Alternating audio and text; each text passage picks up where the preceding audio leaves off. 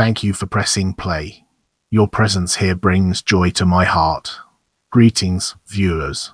Get ready to immerse yourself in the world of Esteban de la Rama in this video.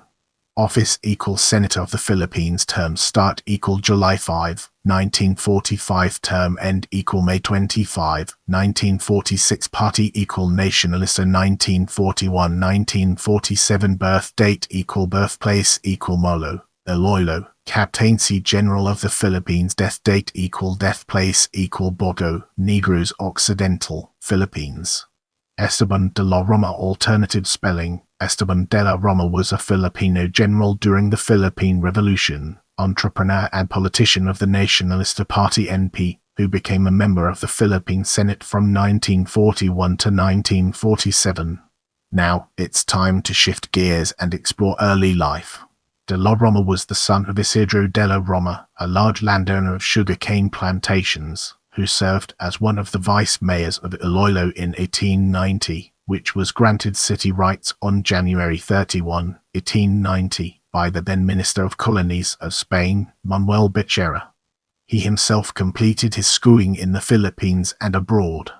After his father died on June 10, 1897, he took over his shipping company. As we enter this new phase, let's navigate the complexities of revolutionary career and discover its practical applications.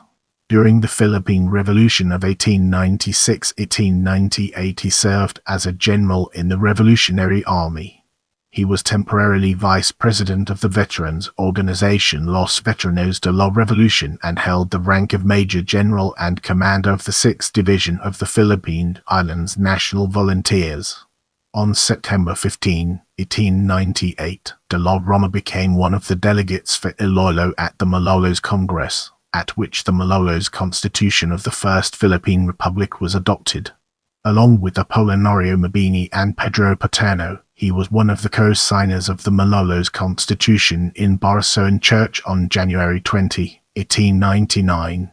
In 1904, de la Rama ran for governor of the province of Negros Occidental, but was defeated by Antonio Ledesma Jaime. Let's now turn our attention to entrepreneur and uncover the fascinating insights it brings to the table.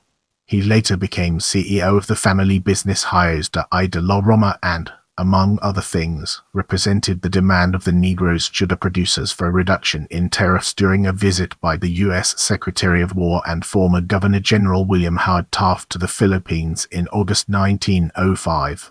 He explained that because of the high costs of labor and the outdated equipment of the sugar mills, even if the tariffs were reduced, the U.S. market would not be flooded with Philippine sugar. In fact, the sugarcane plantation owners of Negros and Central Luzon, led by de la Rama and Jorge Araneta, managed to reach an agreement with the then U.S. Governor-General James Francis Smith for a reduction in import duties in 1909 and finally in 1913 during the tenure of Taft as U.S. President. Unrestricted access to the U.S. market.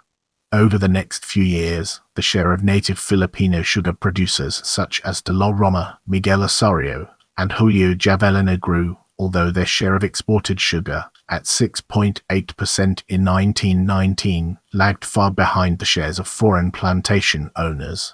Later, de la Rama expanded his entrepreneurial activities and became one of the most influential businessmen in the Visayas.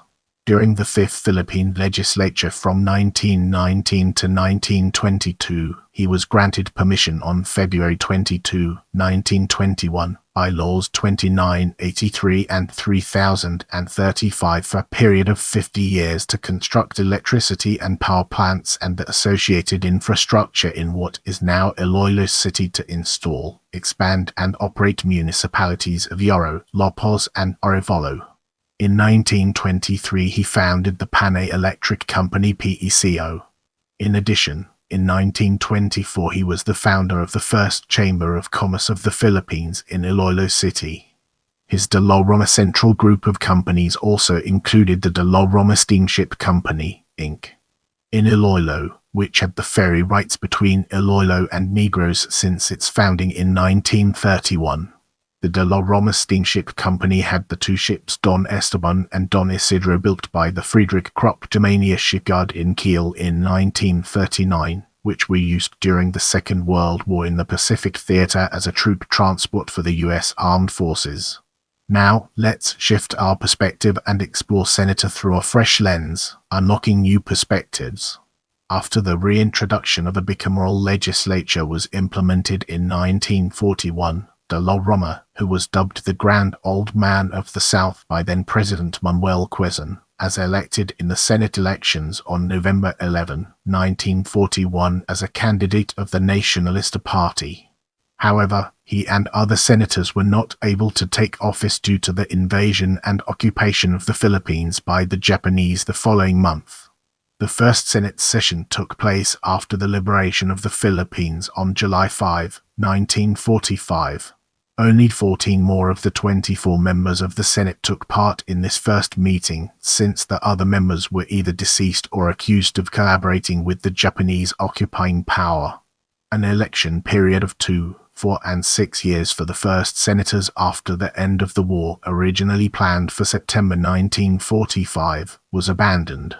Rather, the tenure of 8 senators Elia Alonto, Pedro Celsius, Hernes, Domingo Imperial, Vicente Madrigal, Vicente Rama, Eulogio A. Rodriguez Sr., Prospero East, Sebastian and Emiliano Triatirona were extended by drawing lots until November 1947, while the remaining 16 senators were elected in the elections of April 23, 1946 for 6- and 3-year terms respectively.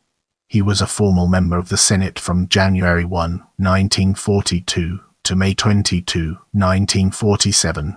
In the next phase, we'll be immersing ourselves in the realm of personal life and exploring its real-world applications. De la Roma was married twice. His first marriage was to Ago de Benedicto in July 1891. This ended in a case on December 9, 1913, before the Supreme Court of the Philippines and before the Supreme Court of the United States for divorce, adultery and spousal maintenance claims.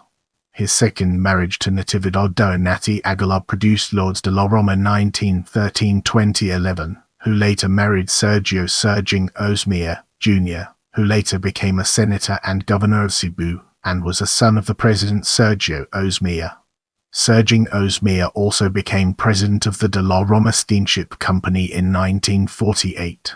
2 of the 5 children of Lords de la Roma and Sergio Osmear, Jr. are also politically active, namely Sergio Osmear III, who was a senator from 1995 to 2007 and from 2010 to 2016, as well as Tomas Osmear, who served as mayor of Cebu City from 1988 to 1995, 2001 to 2010 and 2016 to 2019, and then served as a member of the House of Representatives from 2010 to 2013. Another daughter of Esteban de la Roma, Estefania de la Roma, was married to Enrico Pirovano, who also ran the de la Roma Steamship Company as president. Another daughter, Amparo de la Roma, was the first wife of the politician Fausto Felix South Gonzalez, who was a member of the Commonwealth National Assembly between 1938 and 1941 and represented the province of Pampanga's 2nd District.